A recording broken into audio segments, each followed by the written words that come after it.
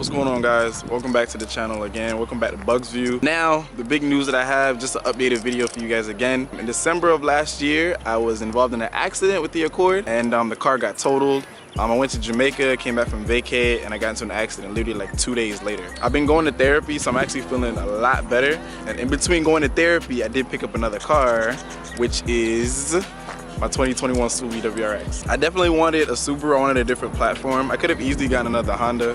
There was a few other options that I was considering, but I wanted something different, and the WRX is definitely different. With that being said, there's a ton of pros and cons. I'm gonna go over that with you guys right now, but for those of you who don't know, it's a 2.0 4-cylinder stick all-wheel drive. The all-wheel drive is definitely something that stuck out for me. It's different. I love it so far. Of course, I wanted an STI.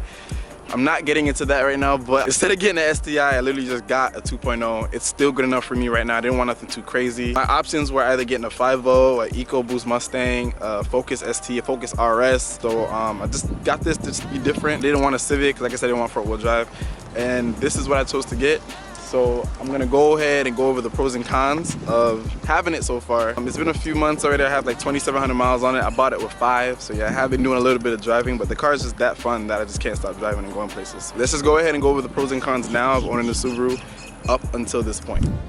Alright guys, let's go ahead and get into the video. Let me tell you guys the 2 things that I actually do not like about my Subaru thus far. And yes, I only said 2 things because there's nothing else really not to like about it. The first thing is, I do not like the radio. The radio from time to time will cut out, and I don't know why. There's a short somewhere in the system. And I think it's a common thing with Subarus because I also went on forums and other people are experiencing the same thing.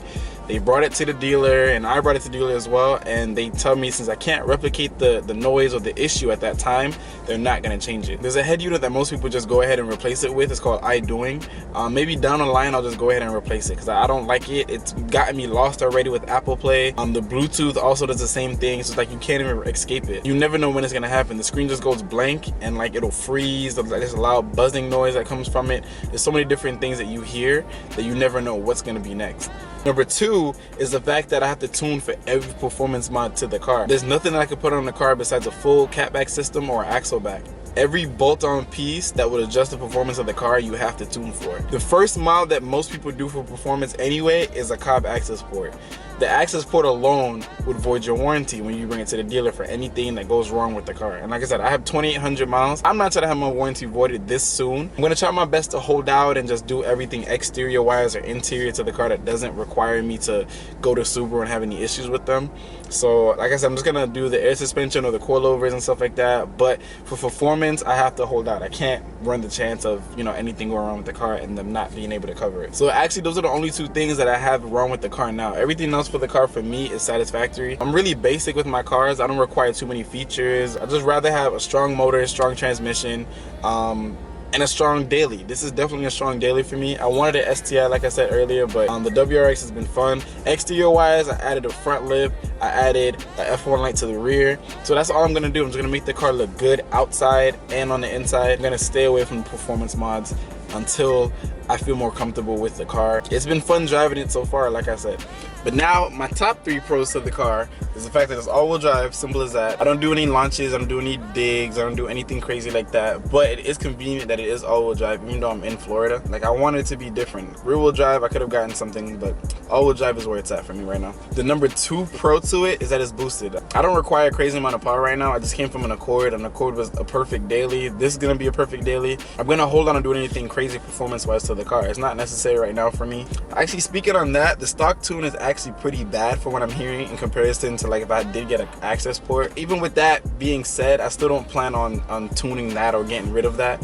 I'm just gonna go ahead and roll with it for right now. It is what it is. It pulls well enough for me, and I'm just comfortable with the feel of the car. The 3rd pro to owning this car so far is just overall the fact that it's a Subaru. For me, if I had to choose between Subaru and Mitsubishi, I'm gonna choose a Subaru. I've loved Subaru since back when I was in Jamaica. My mom grew up near a racetrack, so hearing the cars and seeing the race cars on the road after the races and the events and stuff like that, I will always have love for Honda, and then Subaru is a close second for me. But that's the 3rd fact of just owning a Subaru, owning an all-wheel drive car.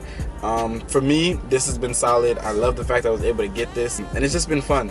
So Alright guys, so like I said, this was just another intro to let you guys know that I did get rid of the Accord. Unfortunately, it was totaled. Just stay tuned. If you have any comments, comment down below. I will reply to all the comments that I see. If you haven't done so already, follow me on Instagram at __BUGZ __bugs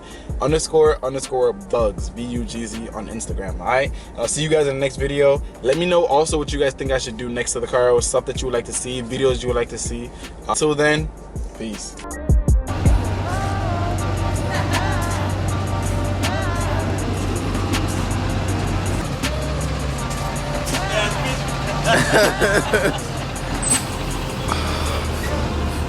Alright, are you good, bro? You good?